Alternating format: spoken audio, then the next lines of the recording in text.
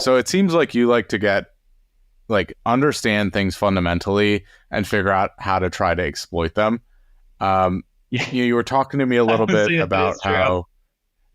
how at Google you sort of exploited their flight system. You exploit these systems in like airlines and things like that to get upgrades or negotiate effectively.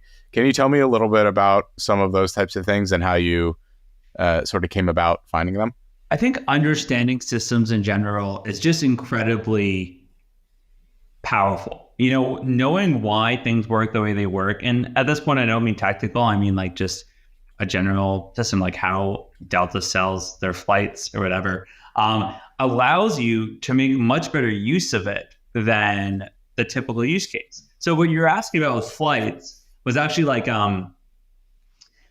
Google used to they had this kind of cool flight system, which was when you book flights, they knew how much a flight should typically cost from like Boston to San Francisco, for instance. And if you saved money when you booked it, I could book it the day before and it would cost like $1,000 for that flight, right? But Google doesn't want me to book last minute for a corporate travel. They would rather I book like a month ahead of time and spend $300 on the flight. So how do they incentivize me to do that? Well, they made a system that says they know it could be around 1,000.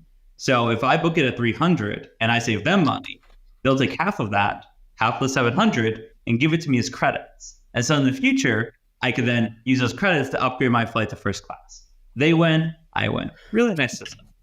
And then, bless you, what they used to do is like if you had a lot of credits, you could enter like their lottery system, right? Where you could, spend 10,000 credits, and then you could potentially win like platinum, status on an airline or something. And they had deals because they did so many flights that they would have these to give out. And so it was a kind of a cool system.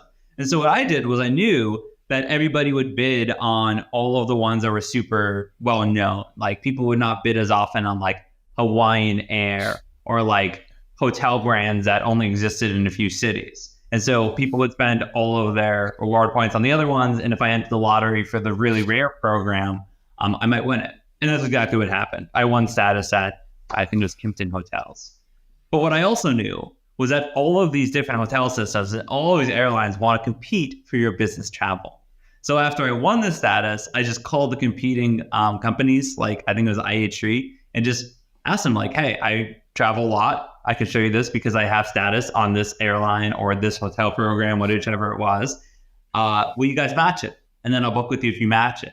And they just assume that because you have the status that you must travel a lot. And then they go ahead and match your status. So it was a way to kind of get in the side door or the back door that was easy to get into and then leapfrog and get all these statuses across the board.